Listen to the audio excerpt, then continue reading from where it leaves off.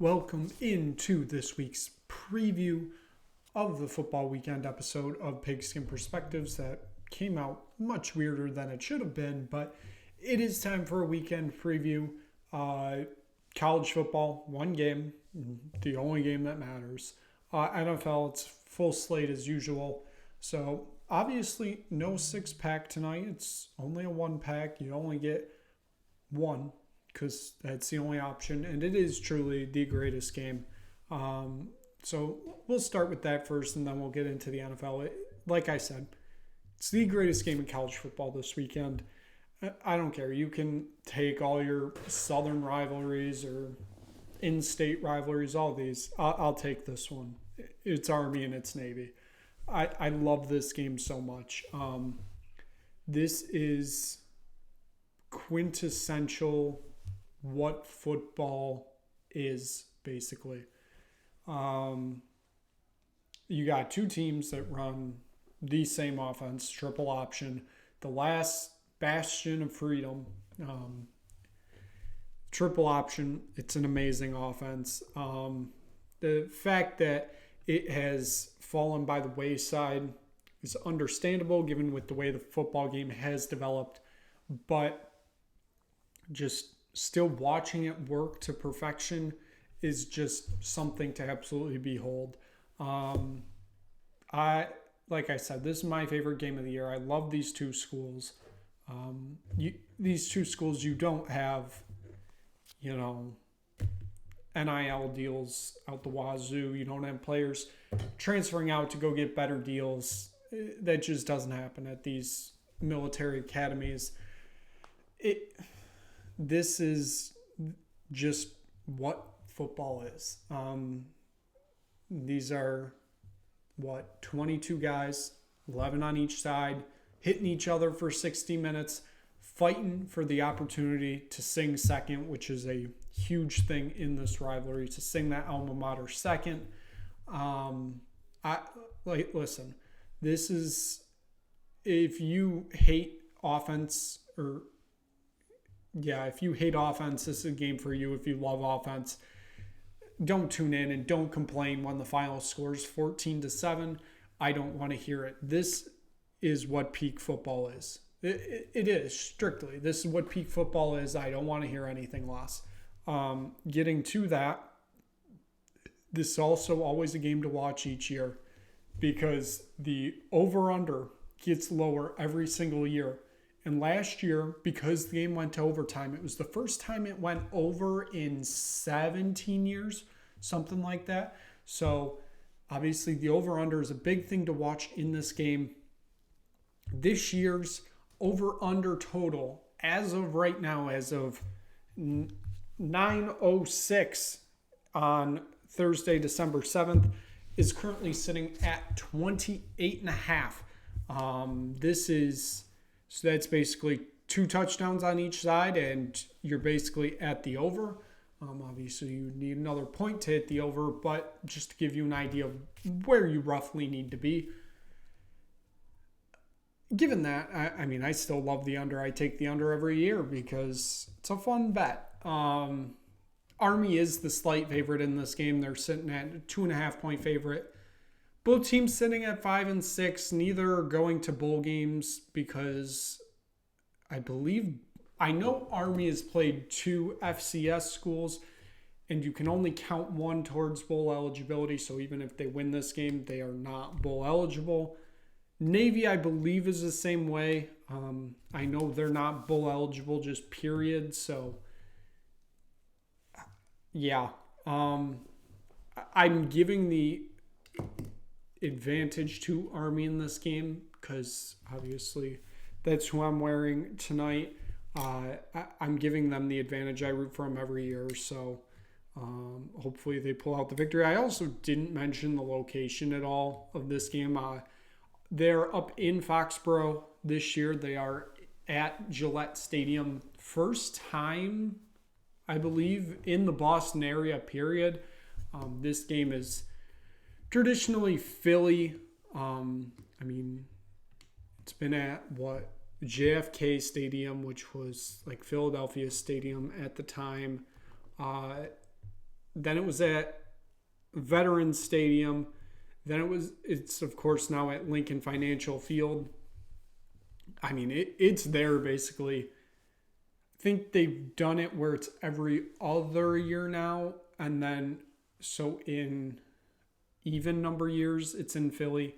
Odd numbers years, it rotates. I mean, just looking at the venues right now, it is JFK, Franklin Field, which is also in Philadelphia, Veterans Stadium, and Lincoln Financial. Those are the top four. So that shows you that this game is played in Philly most of the time. I mean, just looking at the cities, Philadelphia has hosted it 90 times. The next closest is New York City with 11. So this game is a Philly game to the core. So obviously this year it's in Foxborough.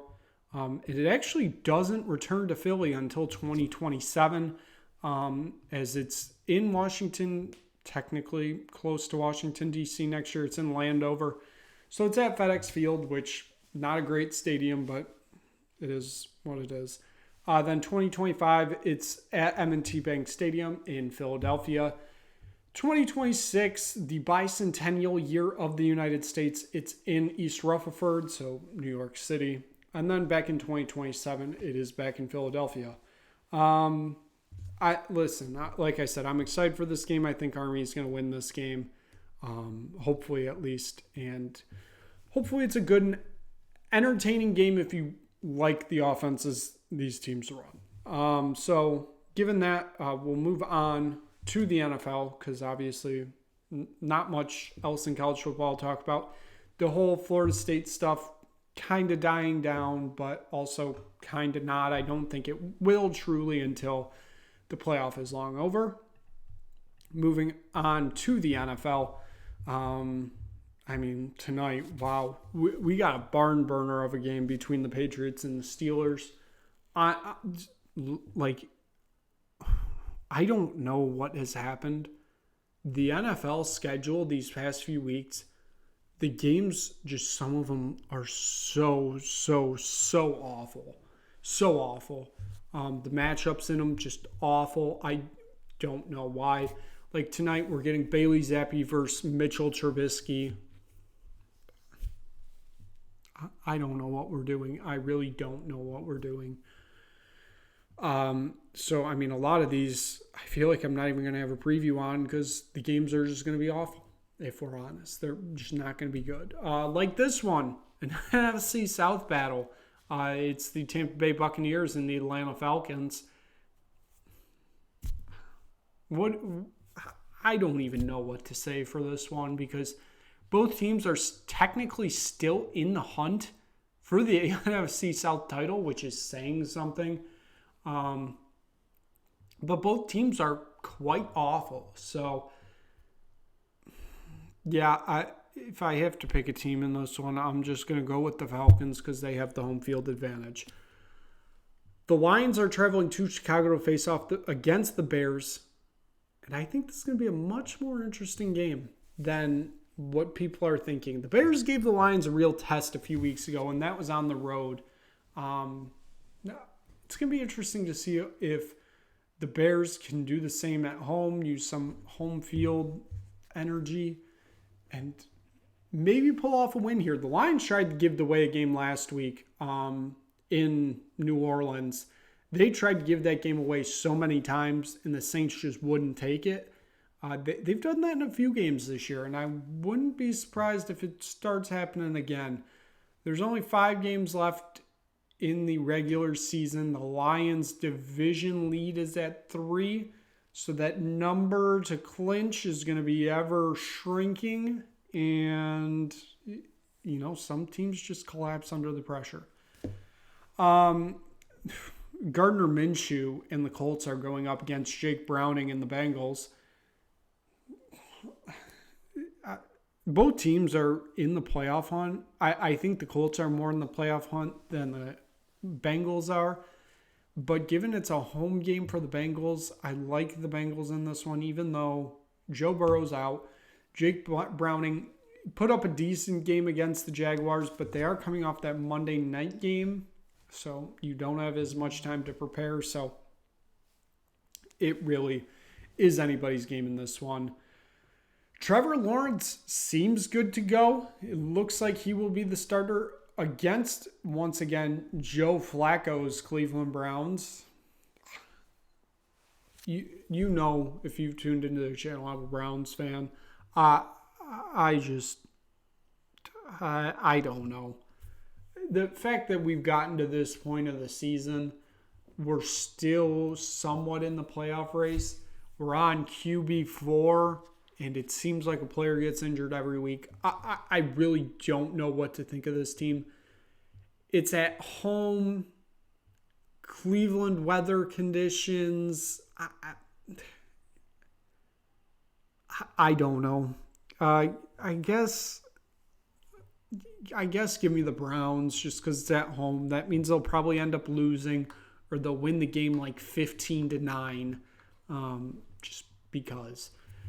The Texans are headed to New York / New Jersey to face off against the Jets. Honestly, this is a big game for the Texans. If they win this game, I think they're going to have the inside track of sneaking up on a Jacksonville to possibly win the division, especially since Jacksonville lost last week.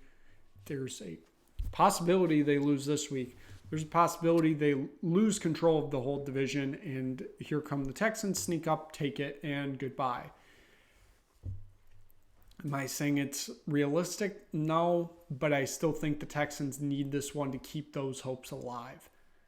Another NFC South battle. The Saints are going to win because the Bengals are the Panthers, I should say, are just that awful. Sitting at 1-11, don't have their draft pick for next year, so they don't even get to reap what they sow.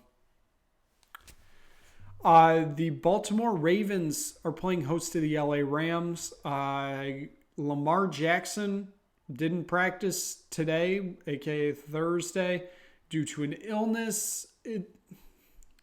Who knows what that means in relation to his game time decision. So as of now, I'm just going to act like he's playing and going to say that the Ravens get it done in this one. Again, if he doesn't play, I think that throws things more into flux. The Minnesota Vikings are traveling to Las Vegas to take on the Raiders. Minnesota off a bye week, off a Monday night game where they looked awful. I don't know. I guess give me the Vikings. I don't trust this team, the Vikings. I don't trust either team, honestly.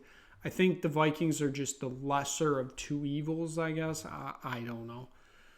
Seahawks traveling to San Francisco to take on the 49ers. I like the 49ers in this game. They've gotten their groove back, and they look really, really dangerous. I know they lost 3 straight, but in between that, so the beginning of the season to their first loss, which was the Browns, and then from their 3rd straight loss to now, they've looked like an absolute dominant team. And I don't see the train stopping. So give me the 49ers in that one. This game would have been better if the Bills were better, but they're not. They barely sit above 500 as they head to Kansas City to take on the Chiefs. A Chiefs team coming off a loss, which means give me the Chiefs, because coming off a loss means they're going to come out angry. And the Bills, I just don't think are prepared for it. Give me the Chiefs. The Chargers are traveling up to Denver to take on the Broncos. Broncos still very much in the playoff hunt. Chargers, not so much. They're coming off a 6-0 win where the offense didn't do anything, honestly.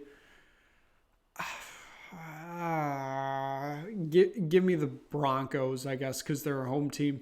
And finally, we get to Sunday Night Football. It's the game of the week. It's the game of the month, possibly. I don't know. This game has NFC East implications all over it. The 10-2 Eagles facing off against the 9-3 Cowboys. This is a huge game. If the Cowboys can get a win in this, they take the lead in the division, I believe. And that could be monumental because this Eagles team, the past few weeks, they haven't looked great. That overtime win against Buffalo, they were okay. Last week, they got trounced by the 49ers. This week, on the road at Dallas, if the Cowboys can pull this off, the Cowboys are winning the division. Do I think that they can do it officially? Yes. I'm going Cowboys in this one. The Eagles haven't looked good enough. Moving on to Monday night, where they're inexplicably having two games on at the same time. I don't know why. And the matchups are so messed up here. The Titans are traveling to Miami to face off against the Dolphins. The Titans are horrible. The Dolphins love beating up on terrible teams. Give me the Dolphins. And a rejuvenated Packers team that is now a dark horse for the playoffs go up against a Giants team that's been dead since week 2. Give me the Packers. The bye week this week is for the Cardinals and the Commanders. So given that, that's it. We recapped, or previewed, I should say, all of the NFL for this weekend and the one college football, the FBS game, because the FCS playoffs are on. I just didn't get a real chance to dive deep into what's going on with those. So that one's on me. But that's going to be it for this episode of Pigskin Perspectives. If you just stumble across this video, click like, click subscribe, tell anybody you know about it. If you really enjoyed it, you can come back on Tuesday. We'll recap it all. And then on Thursday, we'll go through it all over again. We'll have more college football because bowl games will be starting by then, and that will be much more entertaining time on the college football side. So thank you so much for tuning in, and we will see you next time for another episode of Pigskin Perspectives.